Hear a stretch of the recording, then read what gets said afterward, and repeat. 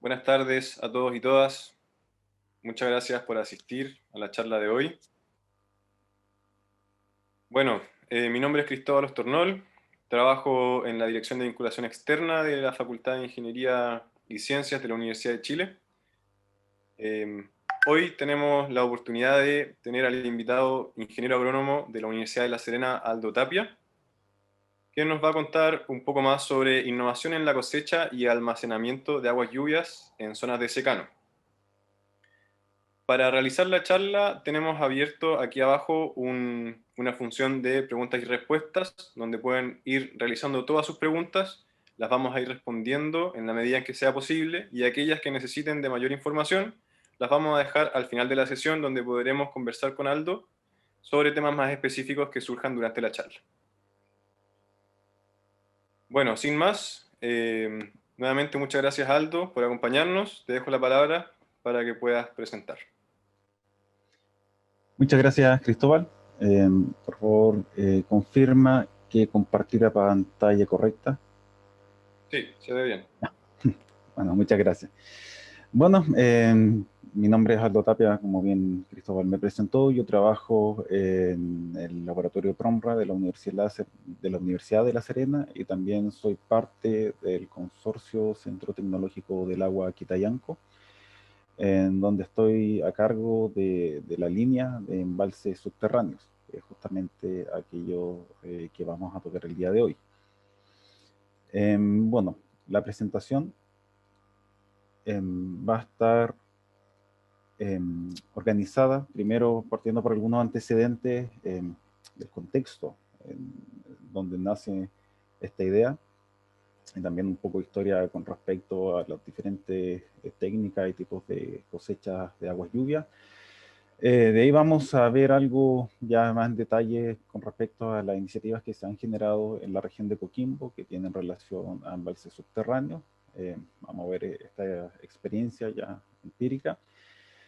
Bueno, y finalmente vamos a concluir con algunos desafíos que estamos apuntando a desarrollar hoy por hoy a través del Consorcio Centro Tecnológico del Agua Quitayanco.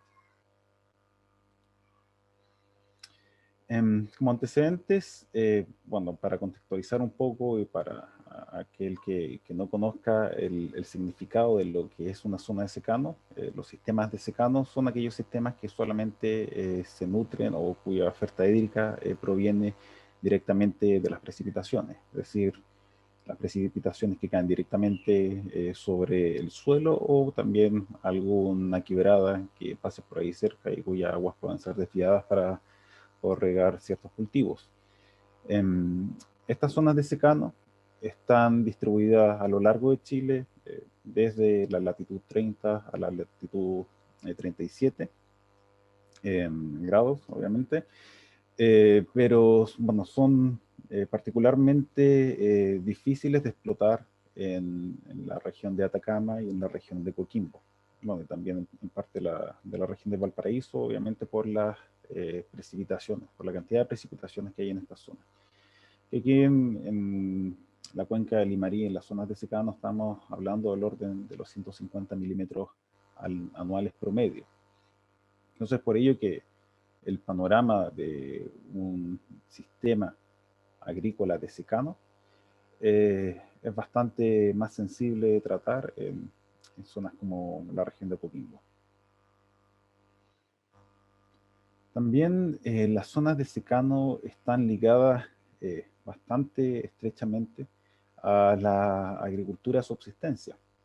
Entonces, esta agricultura de subsistencia, por estar inmersa en una zona de secano, presenta características de baja competitividad. ¿Por qué? Bueno, porque hay escasez, hay sequías recurrentes. Estos últimos años hemos vivido periodos de sequía bastante extremos. Por ende, hay una baja disponibilidad de agua para poder utilizar en los cultivos. También hay una degradación de los suelos, justamente por la escasez de agua, en el cual donde no se desarrollan cultivos, o más que cultivos, vegetación, en las laderas de los cerros, y posteriormente, si es que hay alguna precipitación intensa, se produce una erosión considerable. También otra particularidad es que estas zonas se encuentran lejos de los centros de consumo. Si estamos hablando desde el punto de vista de la agricultura de subsistencia. Por lo tanto, llegar a vender los productos que se producen allí es bastante difícil.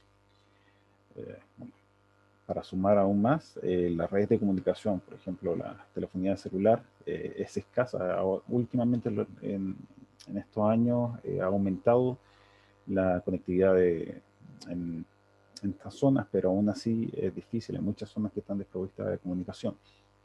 Junto a ello, hay vías de acceso que están inmaduras, que no están asfaltadas y por ende obviamente complica la venta o traslado de los productos que aquí se producen. Por lo tanto, existe una necesidad de poder intervenir estas zonas, obviamente para poder mejorarle la calidad de vida a sus habitantes y empezar a producir de una manera un poco más competitiva y de esa manera poder aumentar los ingresos. Otra de las características de la agricultura de subsistencia en el contexto de la región de Coquimbo es que está ligada estrechamente a la ganadería, principalmente a la ganadería caprina, que bueno, el principal producto que se produce a partir de la ganadería caprina en esta región es el queso de cabra. Bueno, sin perjuicio de ello, también hay algunas cabezas de ganadería ovina, pero en menor medida. Otra particularidad que ocurre fuertemente en la región de Coquimbo son las comunidades agrícolas. Si bien la extensión de las comunidades agrícolas comienza en Atacama y termina en la región metropolitana, la mayor cantidad de comunidades agrícolas están presentes en la región de Coquimbo. Y las comunidades agrícolas tienen su origen en el tiempo de la colonia, donde España, para poder retribuir el servicio de los oficiales o de los personales de tropa, de sus huestes, le entregaban tierra eh, a aquellos oficiales y tropas. Y culturalmente, con el tiempo, se generó una especie de sinergia entre sus habitantes, se generó un tipo de cultura de comunidad. Y bueno, ya en el año 1968 culminó un proceso que comenzó en el año 63, donde bueno, ahí se decretó un decreto de fuerza, valga la redundancia, de ley, que constituye la propiedad y la organización de las comunidades agrícolas. En total son son 178 comunidades agrícolas repartidas en estas regiones que abarcan un poco más de 1.000.000 de hectáreas.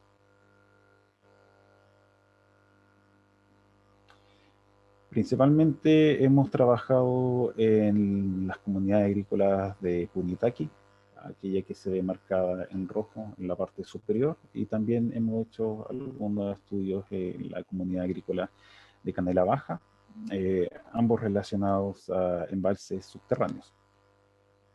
Entonces, para entender un poco el origen de los embalses subterráneos, hay que remontarse un poco al origen de la cosecha de aguas lluvias. Esta terminología, bueno, aquí puse dos definiciones de la cosecha de aguas lluvias. Hay una en donde FAO la define como la recolección o cosecha de la escorrentía superficial para propósitos de producción agropecuaria y forestal. En este caso, la FAO le está dando un tinte solamente productivo a la cosecha de aguas lluvias. Bueno, un organismo que es bastante grande y bueno, y también porque posee una cultura milenaria de cosecha de aguas lluvias, es la Secretaría de Medio Ambiente y Recursos Naturales de México, que tiene cultura central en este tópico, y la define como la captación de la precipitación pluvial para usarse en la vida diaria, que es una definición que es mucho más amplia y que, bueno, que tiene mucho más sentido hoy en día, porque el agua cosechada puede servir tanto como para uso de bebida como también para aplicaciones o producción. Bueno, y la verdad es que la historia de los diferentes sistemas de cosecha de agua lluvia es bastante milenaria. Hay culturas como la China, culturas como Mesopotamia, aquellos que habitaron Israel en sus comienzos, que ya tenían sistemas de cosecha de aguas lluvia. Bueno, aquí puse un ejemplo que es de la civilización maya, una civilización de este continente, donde desarrollaron un sistema que se llama chultún, que son estas cisternas talladas en roca que eran selladas con yeso, en donde, bueno, ahí por el cambio pendiente se recolectaba agua lluvia.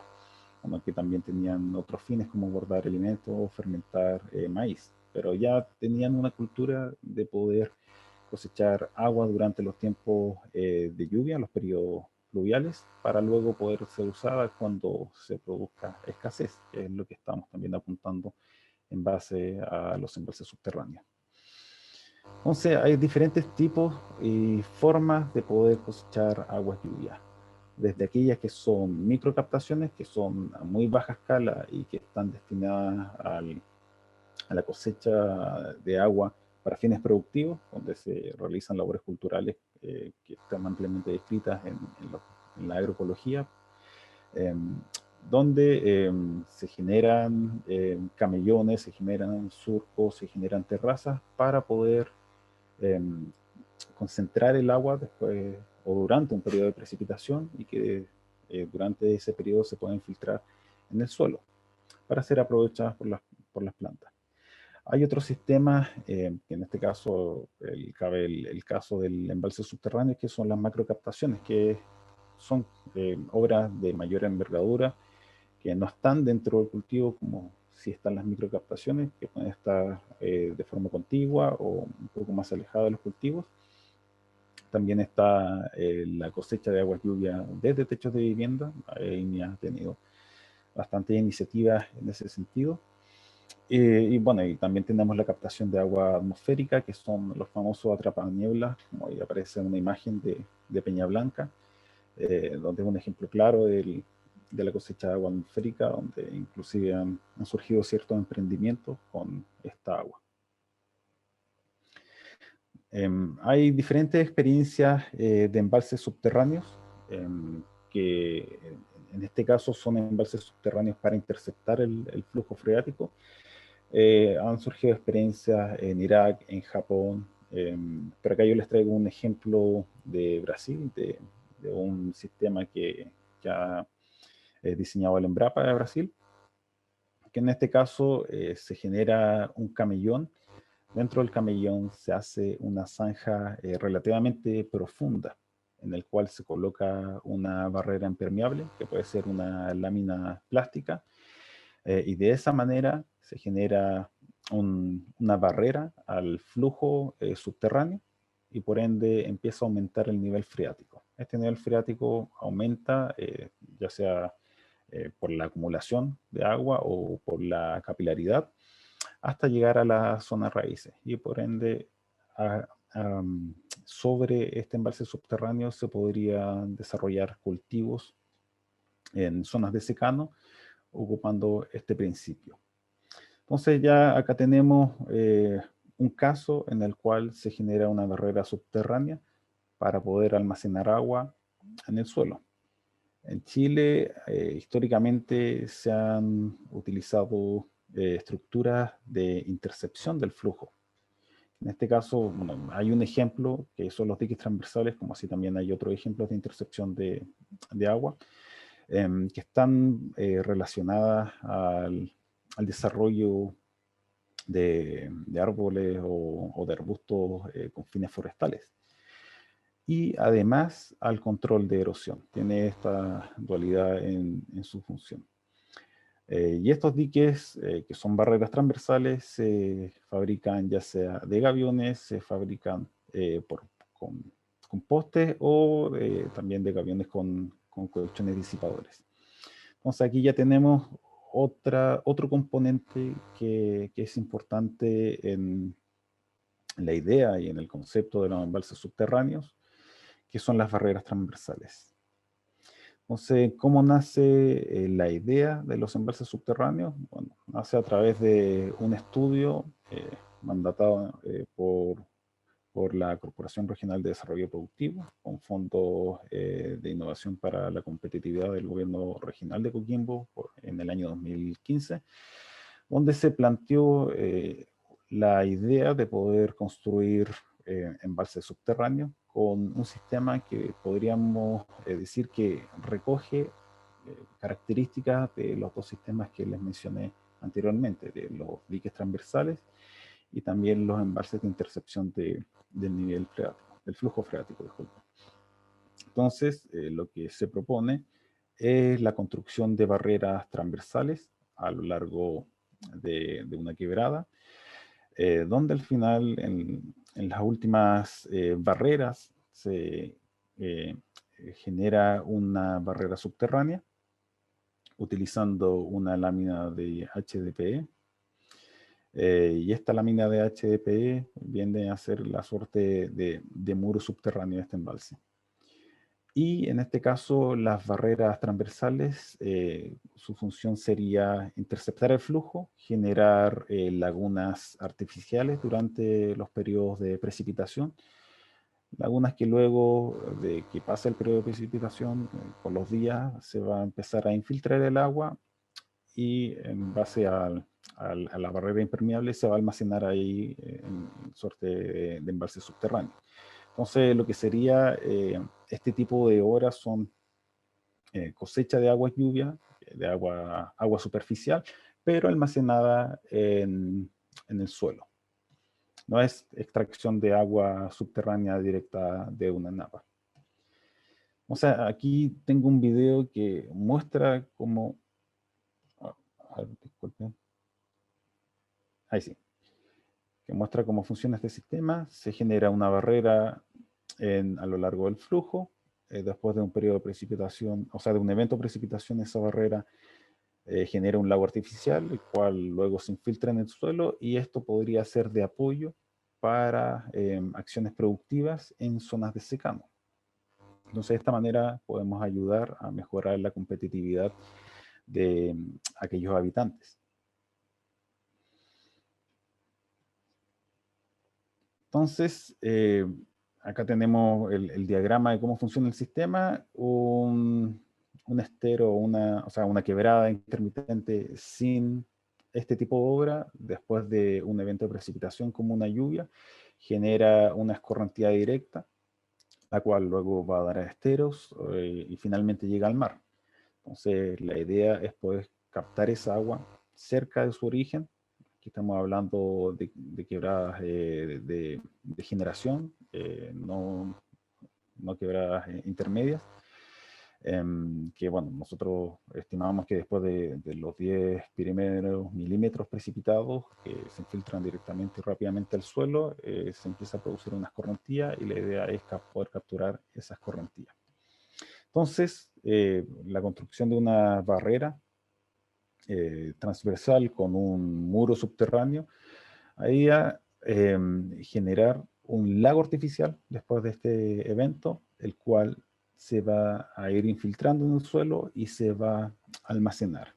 Y también podría ayudar a recargar napas si que existe la posibilidad de poder aportar también a las napas que están más abajo de lo que podría ser un embalse subterráneo. ¿Cómo se realizó o cuáles fueron los pasos para poder determinar la construcción o el diseño de esta obra? De partida, comenzamos con la necesidad, que es esta necesidad latente que les mencioné en zonas de secano, en especial en las comunidades agrícolas. Se hizo una revisión bibliográfica de las diferentes alternativas que existen para poder almacenar agua y para poder cosechar agua. A partir de eso se hizo este diseño previo de embalses subterráneos y lo que vino a continuación fue buscar cuáles eran las zonas o lugares más apropiados para poder construir estos embalses subterráneos. Entonces, para ello se explotó bastante los sistemas de información geográfica, especialmente el modelo de elevación digitales. Se desarrolló una metodología de filtrado de microcuencas para buscar aquellas que presentan la mejor aptitud. Se realizaron visitas a terreno para poder validar esta información y poder tomar una decisión más informada. Y finalmente se hizo una selección de aquellas microcuencas en 3 zonas diferentes de la región de Coquimbo. Estas son el secano costero e intermedio según la definición del Plan de Desarrollo Comunal de la provincia de Limarí, y también en la comuna de Canela, en la provincia de Choapa. De ahí se eligieron 3 microcuencas, de las cuales se realizaron estudios topográficos, hidrológicos, geofísicos e hidráulicos, y finalmente se realizó un diseño de estas obras. El proceso de filtrado, bueno, aquí está simplificado el proceso de filtrado. Se realizaron 3 filtrados.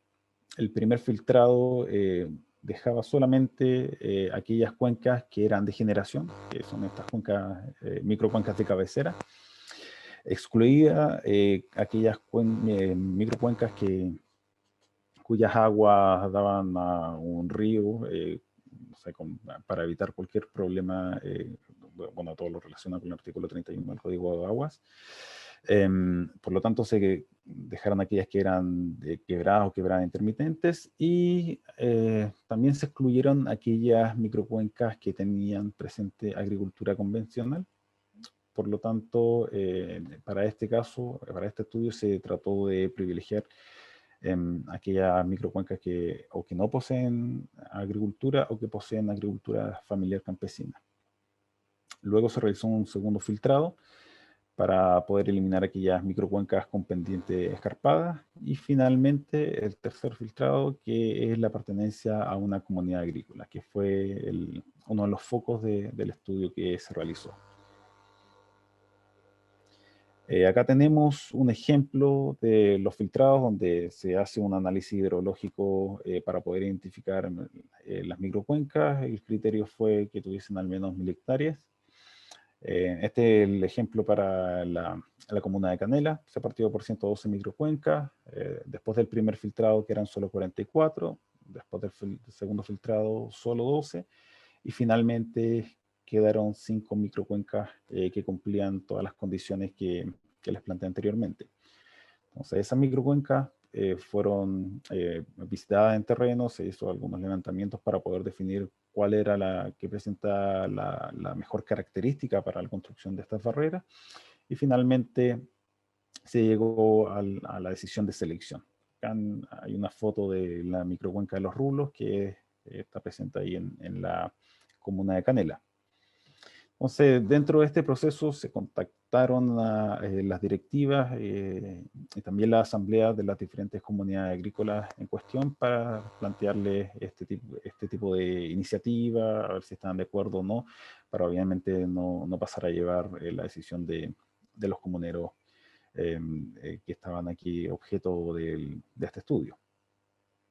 Entonces, dentro del estudio, bueno, esto lo voy a pasar más rápido, se hizo topografía, bueno, con planos transversales cada 20 metros para poder hacer el diseño de las obras. Se realizó estudio hidrológico para poder determinar las curvas de variación estacional, para ver la cantidad de recurso generado en años húmedos, normales y secos, y también se hizo una determinación de las precipitaciones máximas y de los caudales instantáneos máximos de periodos de retorno de 2, 5, 10, 20, 50, 100 y 200 años. Por otro lado, también se hizo un estudio geofísico para poder determinar cuál era la profundidad a la cual debiese llegar la barrera subterránea, y de esa manera poder conformar el embalse. Estudios hidráulicos para poder determinar la cantidad de recursos que se iba a acumular en cada una de las barreras transversales, y también determinar el tamaño de los vertederos para poder obviamente desaguar el agua en caso de que se llene o que se alcance el tope del lago artificial. Bueno, finalmente se hicieron los cálculos estructurales para poder hacer el diseño de las obras. En este caso son gaviones de piedra. Entonces, en este caso se privilegió o se clarificó el tamaño de la revancha el vertedero y también del muro de contención, el cual el diseño contempló diferentes niveles de gaviones para poder resistir las crecidas. Y finalmente se llegó al diseño final. Eso se produjo de manera inicial. A partir de esto se pudieron definir las bases de los embalses subterráneos, el diseño de cómo debiesen ser estos, cuáles eran las zonas más óptimas para poder instalar estos embalses subterráneos. Y luego hubo un segundo proceso que fue la construcción propiamente tal de estos embalses subterráneos. Si bien un embalse subterráneo debiese tener al menos una serie de 3 barreras para poder asegurar una cantidad de recursos interesante para la producción agrícola. Bueno, en el año 2016 se construyeron 2 barreras, una en la comunidad del Altar y otra en la comunidad de Punitaqui, en específico en Quebrada Agua Los Palquis. O sea, acá yo les voy a presentar algunas características de este embalse subterráneo. Bueno, este embalse subterráneo cuenta con una superficie aportante de 120 hectáreas, que es el tamaño de la cuenca, o sea, de la microcuenca aportante. Bueno, las características técnicas es un muro frontal de gaviones con una lámina de polietileno de alta densidad, que es la que hace el muro subterráneo. La capacidad del lago artificial es de 650 metros cúbicos con un área de inundación de 530 metros cuadrados. Estos 650 metros cúbicos después del evento de precipitación deben infiltrarse en el suelo. El largo del muro es de 31 metros, el ancho del vertedero es de 13, el ancho de la base es de 3, bueno, el alto es de 4, y presenta una lámina de gavión de 30 centímetros por 1 metro, que es la que sostiene el muro de polietileno de alta densidad. Acá hay algunas fotos de la quebrada, o sea, del cerro grande de la quebrada Agua Los Palquis, que es el cerro principal aportante a este embalse subterráneo. Acá hay una vista desde el cerro. Abajo se ve el embalse, son aproximadamente 20 hectáreas las aportantes desde el brazo derecho y cerca de 100 hectáreas las aportantes desde el brazo izquierdo del embalse subterráneo. Ahí está el muro, pueden ver las dimensiones. Es un muro bastante grande. Acá tenemos fotos de diferente ángulo. Esta pequeña barrera que se ve arriba es el gavión de 30 centímetros que les comento, que es aquel que mantiene el polietileno de alta densidad, bueno, que es la barrera subterránea del embalse. La forma en cómo funciona esta barrera en específico, la podemos ver a continuación. Se genera una laguna artificial, la cual después del periodo o del evento de precipitación empieza a infiltrarse y almacenarse bajo el suelo. Y ahora lo que debemos hacer, y que es el desafío que tenemos, es poder explotar y poder gestionar este embalse subterráneo. Bueno, su construcción es del 2016, ahí ven una foto de cómo comenzó. Y acá tenemos una foto de hace unos días atrás, donde hemos visto ya que hay rastros de infiltración de agua, a pesar de que los años que han pasado han sido extremadamente secos. Entonces, parte de los desafíos que tenemos como consorcio es estudiar este embalse con las tecnologías que tenemos disponibles. Tenemos equipos de transiente electromagnética y de resonancia magnética protónica. De esa manera vamos a poder determinar la cantidad de agua que ocurre después de un evento de precipitación. O sea, la cantidad de agua que está infiltrada después del evento. Bueno, con otros equipamientos tenemos que ver la oferta en base a la pluviometría y el aporte de esta microcuenca. También vamos a monitorear y gestionar el embalse a partir de equipos de bajo consumo energético y que sean alimentados de energía fotovoltaica para que sea sustentable en zonas de secano. También hay un gran desafío que es establecer cuál va a ser el uso de este recurso embalsado, cómo se va a gestionar por parte de la comunidad. Y bueno, hay un desafío por parte del Estado que el Estado tiene que adecuar instrumentos locales para el financiamiento de este tipo de obras. Bueno, ese es lo que les quería mencionar de la experiencia que hay aquí en la región de Coquimbo con el uso y la construcción de embalses subterráneos. Perfecto. Muchas gracias, Aldo, por tu presentación. Tenemos algunas preguntas que surgieron durante tu exposición. La primera dice, para efecto de unidad de análisis y delimitación de microcuencas de trabajo, ¿sirve la mapoteca de la DGA de cuencas y subcuencas o se requiere un trabajo de geoprocesamiento adicional? Es un trabajo de geoprocesamiento adicional porque el tamaño de las subcuencas, que es la unidad mínima de la DGA, es muy grande para efectos de este estudio. Hemos hecho otro tipo de geoprocesamiento a partir de la metodología inicial, donde hemos trabajado con, con, eh, con áreas portantes ponderadas, van yendo un poco más allá del análisis hidrológico básico, y hemos identificado áreas potenciales del orden de 80 a 120 hectáreas de área portante, que son las áreas que tienen las barreras en la actualidad.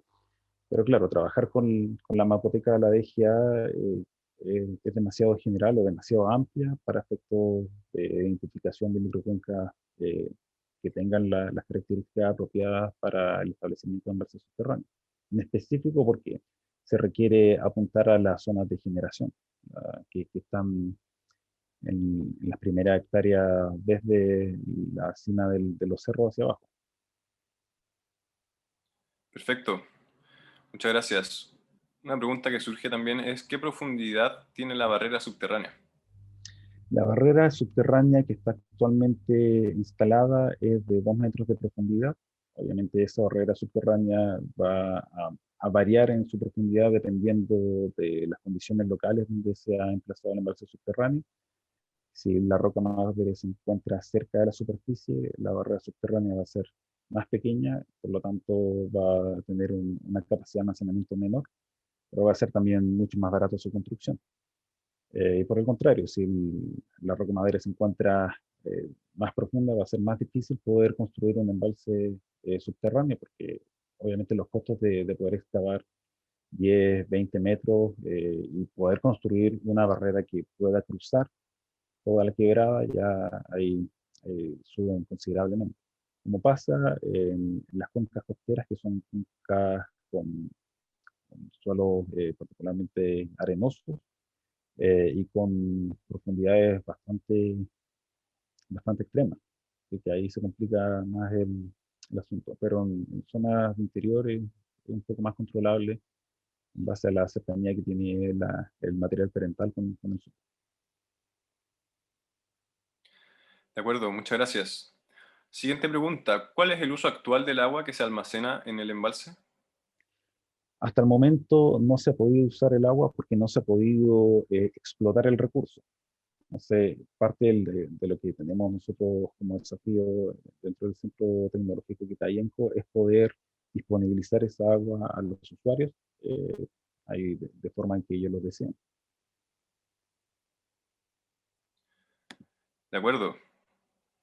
La siguiente, ¿es viable la cosecha de aguas lluvias desde los techos de viviendas presentes en el secano?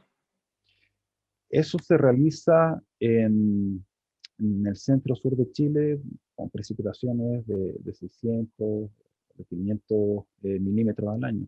En zonas de secano del norte chico, de Atacama y de Coquimbo, no creo que sea tan viable por la cantidad de oferta que tenemos. Entonces, es muy poca la superficie que se podría capturar en el techo de una casa, y también es muy poca la oferta de precipitación.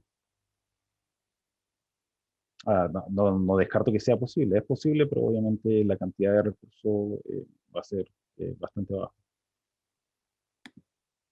Gracias. Hay una pregunta que surgió al comienzo de la charla que decía que para un espectador es interesante el tema de prelavado. No sé si te resuena ese concepto.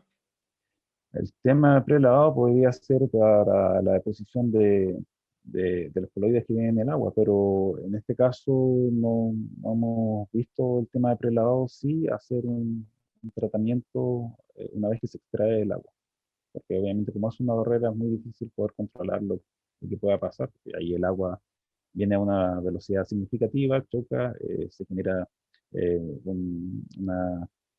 una turbidez producto de la erosión que viene de aguas arriba, por lo tanto ahí no hemos considerado el tema de prelavado previo a la infiltración dentro del embalse subterráneo. Perfecto. Muchas gracias, Aldo. Bueno, surge una pregunta en este momento. ¿Es posible aplicar este tipo de innovación en áreas urbanas asociadas a parques o manutenciones o en humedales? En áreas urbanas es un poco difícil de poder realizar porque se requiere de un área de aporte significativa. Ahí en áreas urbanas, la alternativa que estaban mencionando recién de cosechar agua desde los techos es más viable. Porque obviamente también este tipo de obras está asociada a la presencia de quebradas. Entonces, ahí yo creo que no es viable dentro de un área urbana, y en humedales, bueno, es diferente porque ahí ya hay un alto nivel de humedad. Ahí, no, quizás aumentar el nivel del humedal utilizando la cosecha de aguas lluvias podría ser una alternativa, pero para preservar el humedal más que para fines productivos. Perfecto. Otra pregunta que tenemos es, ¿qué característica debe tener el terreno para poder implementar una solución de este tipo? ¿Se puede hacer en todo Chile o solamente en ciertas zonas? Sí, se puede hacer en todo Chile, depende, bueno, ahí como mencioné recién de la profundidad que tiene el suelo hasta llegar al material parental. También depende mucho del riesgo de erosión, donde hay estudios asociados a ello y uno puede determinar si es que es riesgoso o no esa zona. También depende mucho de la pendiente, porque en zonas con elevada pendiente vamos a tener una alta erosión por la velocidad del agua, y también esto puede ser un riesgo a la estabilidad de la barrera. También depende de la cantidad de vegetación que hay presente en la microcuenca portante, porque a mayor vegetación disminuye el agua, porque eh, interceptan la escorrentía. También depende de la cercanía a las vías de acceso, porque obviamente este tipo de obras requiere el uso de maquinaria pesada, por lo tanto, en lugares donde no hay acceso no es viable producto de ello. Em, Esas son como las principales características o requerimientos que tiene este tipo de obras. Gracias. Hay una pregunta que surge muy relacionada con lo que comentabas al final. ¿Cuál es el costo que tiene en términos de la cantidad de agua que se puede almacenar y insumos como por ejemplo la barrera? Sí, eso, bueno, términos de pesos por metro cúbico de agua almacenable, bueno, como les mencioné recién, eso va a depender de la profundidad del muro. Al final, el costo de la barrera puede ser un poco estándar en cuanto a las dimensiones. Estamos hablando de los aviones, pero de ahí el valor que va a variar o la variable para determinar ese costo va a ser la profundidad del muro subterráneo. El caso que le estaba mencionando recién, la barrera costó entre 12 a 14 millones aproximadamente. No, ahí no les puedo decir el valor exacto, pero es del orden de los 12 a 14 millones de pesos, incluido todo, es decir, el socavamiento, o sea, la excavación, la puesta de los gaviones, de las mallas, de la membrana de HDPE.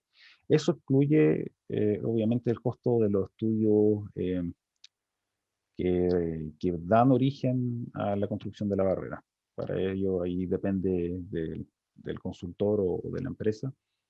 Los costos de los estudios de topografía, el hidrológico, el hidráulico y el estructural. Gracias. Preguntan también si es que el estudio realizado en la localidad de Los Rulos finalmente se llevó a cabo.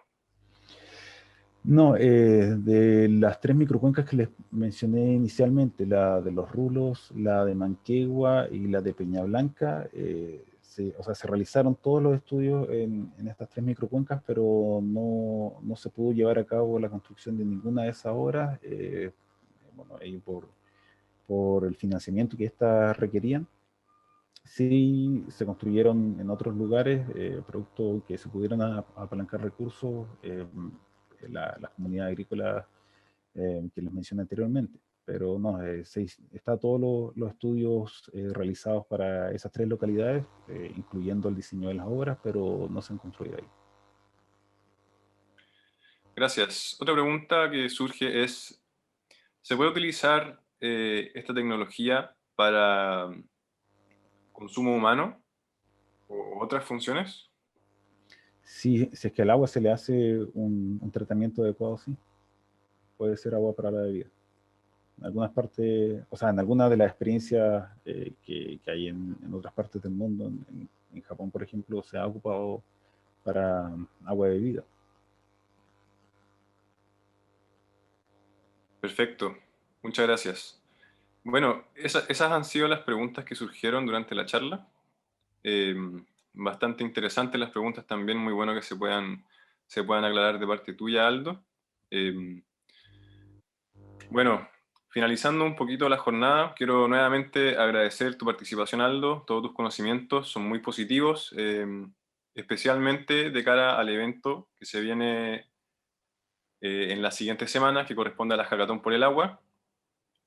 Sugiero que puedan revisar en qué consiste este evento, las personas que aún no se han enterado.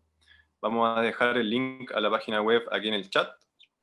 Y también quiero invitarles a que continúen participando de las charlas que vamos a realizar los días miércoles en este mismo horario. Así que bueno, nuevamente, muchas gracias Aldo por tu presencia, por acompañarnos y por entregarnos tus conocimientos.